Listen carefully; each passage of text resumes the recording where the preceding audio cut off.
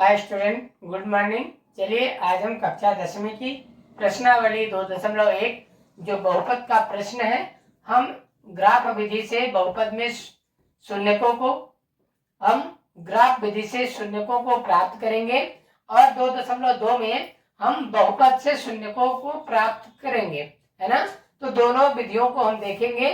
आज हम सबसे पहले देखेंगे ग्राफ विधि से शून्यकों को प्राप्त करना। तो चलिए बच्चों स्टार्ट करते हैं। सबसे पहले हमें दिया रहेगा एक ग्राफ। तो ग्राफ हमारा जानते हैं एक्स अक्ष और वाई अक्ष के रूप में दिया रहता है। आपने निर्देशांक ज्यामिति कक्षा 9वीं में पढ़ा होगा। और इसमें एक्स अक्ष और ये वाई अक्ष होता है ना। इसी के मदद से हमारा ग्राफ बनता है। अब इसमें शून्यकों की संख्या हम कैसे पता लगाएंगे? तो एक अलग से एक लाइन ड्रा होगी, एक लाइन खींची होगी और उसी को देख करके हमें शून्यकों की संख्या पता लगाना है। अब कैसे पता लगाएंगे? वो लाइन जो है ना, वो एक्स अक्ष को यदि टच करती है, उसको प्रतिच्छेद करती है, तब हम उसे कहेंगे शून्यकों की संख्या। तो हमारे इसमें देखिए शून्यकों की संख्या कितनी प्राप्त हुई बच्चों? एक भी नहीं हुई। क्यों? क्योंकि हमारा जो एक्स अक्ष की लाइन है इसे कहीं भी टच नहीं करी है, जो एक अलग से खींची हुई है ना। तो इसमें शून्यकों की संख्या कितनी होगी? 0। शून्यकों की संख्या कितनी होगी बच्चों? 0।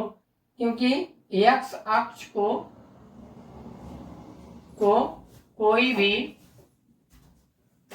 रेखा एक भी बार प्रतिच्छेद नहीं करती, है ना। इसीलिए हमारा क्या हो जाएगा? शून्यकों की संख्या 0। हम एक और ग्राफ बना करके और देखते हैं। ये होगा हमारा वाई अक्ष और ये एक्स अक्ष, ठीक है। तो इसमें यदि हम ये एक लाइन ड्रा किए, लाइन खींच दिए, तो इसमें शून्यकों की संख्या कितनी होगी? हम पता लगाएंगे कि एक्स अक्ष को कितने बार प्रतिच्छेद करी है। तो आप देखेंगे सिंपल सा ये बिंदु है और ये दूसरा बिंदु है। तो कितने बार प्रतिच्छेद करी बच्चों? 2 बार। इसीलिए हमारा शून्यकों की संख्या कितनी हो जाएगी?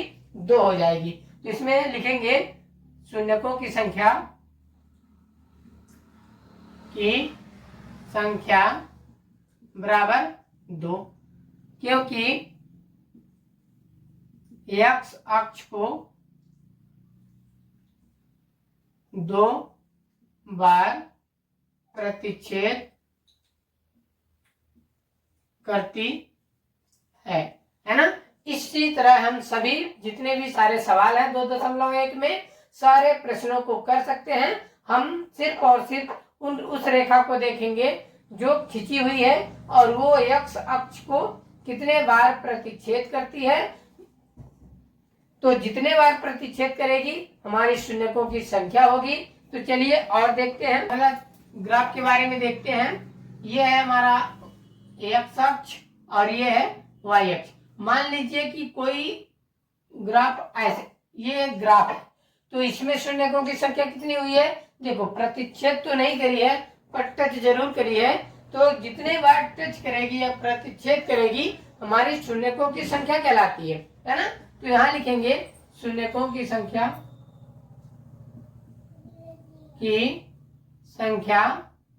कितना हो जाएगा बच्चों? सिर्फ एक ही बिंदु को प्रतिच्छेद करी है ना। तो एक कितना हो जाएगा? 1। और क्योंकि